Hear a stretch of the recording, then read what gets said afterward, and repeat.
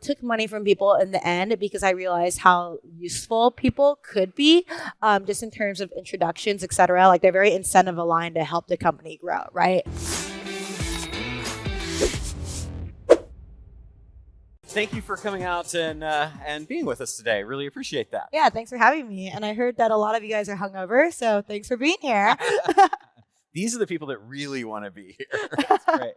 So you've had a pretty cool entrepreneurial journey in not a lot of time. It's pretty impressive. Would you kind of just give us the genesis? I know you interned at Facebook, and then you were the first female designer at Snap, right? Yeah. And a lot of other cool things. But just to kind of give us the overview of the entrepreneurial journey to date. Yeah, definitely. So I was always an entrepreneur growing up, I believe. Like in kindergarten, I was selling Pokemon cards and colored pencils for money. I actually got sent to the principal's office and got threatened to get kicked out of. And you're like, I'm selling Pokemon cards. Yeah, exactly. Yeah. And then in around second grade, I started learning to code. So I was making bots, and then just like using these bots to get rare items and Neopets on like the actual site, and then reselling them on forums for like thousands of dollars. I figured out how to make a PayPal account via like a Visa debit card. And you didn't really have to verify anything back then, so I didn't have a bank account, but I had like money sitting on PayPal, which I could use to spend on sites like eBay. And then just started making a bunch of like internet marketing tools, made one of the first Twitter bots out there that would just like auto follow and unfollow people and targeted internet marketers who would spend quite a lot of money on it. And then, I got into hackathons in college, and that's when I discovered the startup world and that there were things that were even bigger than these like mini websites I was creating. So, started diving into that, and then decided to drop out of college and pursue my like bigger entrepreneurship journey. I like it. And so how, in terms of going to Facebook, what was that like, and what were you doing there in the end? Yeah, so I was doing iOS engineering, worked on Messenger, and then afterwards I decided I wanted to start my own company. So I'd actually got the Teal Fellowship, and the deal was that like I could do the Teal Fellowship if I left Facebook.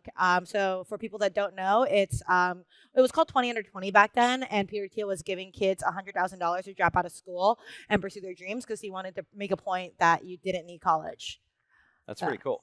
And then how do you feel about that? Are you happy with that choice? You've done okay? Yeah, I'm very happy with that choice. I actually think everyone that pursued the Teal Fellowship ended up doing incredibly well, and I think it's because they got a head start in life. Like they entered Silicon Valley when they're like 18, 19 years old, were able to network with other like incredibly smart people, and realistically, they just got like a 3-year head start with tons of resources. So, and you self-educated on coding, or did you go through courses or training, or? Yeah, so I self-educated myself when I was younger, but I did study computer science at Carnegie Mellon. How important do you think it is to code these days? I think the future is actually no code, personally. Yeah. There's a lot of no code tools out there right now. You can use Airtable, like, et cetera, to just hack things together. And you're even seeing like design software where you can press a button and it'll like essentially code the site for you. That being said, I think that like knowing how to code is important, or like understanding the fundamentals, because like realistically, like the best sites today and the best apps today, like you still need a team of engineers, and you will know like how much you should be spending on creating an app, what the actual time frame should be, etc. if you know how to code. Like if you are just a business person and you are hiring a team of engineers, you're going to get ripped off. Yeah. Yeah. So how do you do that? You partner with a coder, I guess. How does the person who wants to go and develop some software app or something like that build a team without getting ripped off? Yeah. So if you wanted to actually learn how to code, there's a lot of online resources that are free out there. I think App Academy is like one of the best out there if you wanted to like actually dive into coding yourself. Otherwise, I would highly recommend finding someone technical to partner up with. Like students from MIT will gladly do it. Yeah. And you, I think, was it at Quora that you met your partner for Scale? Yes. Would you tell us a little bit about that story and then how that partnership came to be? So we were just both young dropouts, essentially. Well, he hadn't dropped out or gone to You college got paid yet. to drop out, so that's okay. Yeah, I got paid to drop out. He was a tech lead there, and we were just like, okay, we're the youngest people at this company. We're like crushing it. We would just have lunch together every single day, and we were like, yeah, let's start a company together one day. And then I was at Snap, and I was just getting bored working on projects on the side every weekend. So I hit him up, and I'm like, okay, now I want to do a company. Y Combinator applications are coming up. We should just do it. So we were just coding random things like during like winter break or something and then applied to YC. And we applied with like several different ideas, but which we didn't work on any of the ideas we actually applied with, but they ended up accepting us because of our like history. So Scale AI went through Y Combinator? Yes. What did you think of that? Well, actually, first, would you tell everybody, just in case they don't know, what is Y Combinator? Yeah. And then why did you choose that route, and would you do it again? Yeah, so Y Combinator is probably the best accelerator program in the world. Like Twitch came out of it, Dropbox came out of it, et cetera. Like they created several unicorns. I enjoyed the experience. I think that like if you're a B2B company, it gives you an unfair advantage because it's just like you can sell to all the other YC companies. Right. And it's just like ongoing infinite network of companies that have funding that can spend on your product. So if you are a B2B company that has a product that's useful for any company out there, like it's a no-brainer to do. Would I do it again? The answer is actually no on my end.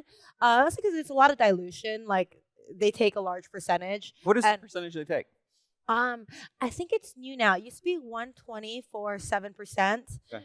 They have a new deal where they invest $500K, but like a portion of it is on an uncapped note, okay, which is good and bad in a lot of ways. Like technically you get more of the money for less dilution, but they're doing that because they want to squeeze into your next round and get more ownership. Yeah.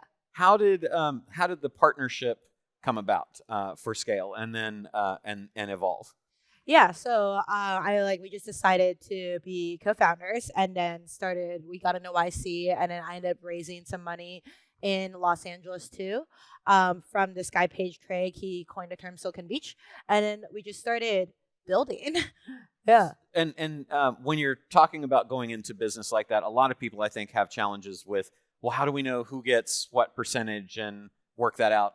And then how do we work together? I mean, we were both so early. We were both technical. We were very complementary. So it was just very 50-50. And I'd actually highly suggest it be 50-50 for anyone that's just starting out. I think the only exception is if you've already raised money, right? Like if you've already raised money and then you bring on someone, then it's absolutely fair to give them a lower percentage. And it's just like what capacity they are joining you in. Like if you're adding them as a co-founder post fundraising, what's typical is 10% or like a CTO, et cetera. If you're hiring like an engineer, I would say be equity generous. Give them like 1 through 5% for your first engineer, depending on like how much you've raised. And would you? And is that typically done through options? Do you find that's kind of the best way? Or yeah, okay. And you've done a lot of fundraising. You had written an article on it, and it couldn't pull it up, which has gotten me totally hanging because it was like I wrote this long thing on exactly how you do fundraising. Would you share with us how would you go about doing that if you didn't have any connections right now? Yeah, so we just created major FOMO. What I did was I looked at friends who knew investors and asked them to send the investor like hype me up essentially, right? And say like you have to meet Lucy, blah blah, or I'll send a forwardable to them and then they forward it to the investor and then we get introed. But like once it's hyped up, I align all the meetings all at once. Start off with like the investors that I care less about that I view as like a practice round because like they're gonna ask questions and then I can like reform my pitch and then have all the like bigger investors that can write larger checks in the end, and then kind of just say like, oh yeah, like I'm really busy because I actually have like all these other meetings, or I'm gonna be on Sand Hill Road these dates. So like it's best to meet at this time, and then like suddenly they know that you're talking to other investors without you saying who exactly you're talking to, which you don't actually want to reveal because they will back channel. So if you're like, oh, I'm talking to like this person at Sequoia, and then they end up pass, like it will cause other investors to pass. Versus like if you leave it like up hanging, like everyone's gonna try to figure it out, but that creates insane FOMO, and like there's not one person they go to where like if they end up passing on you, like they know. So when you have the conversations with the investors, how do you prep for that? What do you do to get ready for that conversation, including? Do you show them a deck? Do you show them a demo, a wireframe? What do you do? Yeah, so in general, I like to send the materials beforehand. I think that having a naturally flowing conversation is much better because you want to get the investors talking. Because once they're talking more than you, they are already convinced and they're convincing themselves to invest. Versus like if you walk through a deck during an investor meeting, like you're doing most of the talking and they're probably falling asleep. Right. Yeah.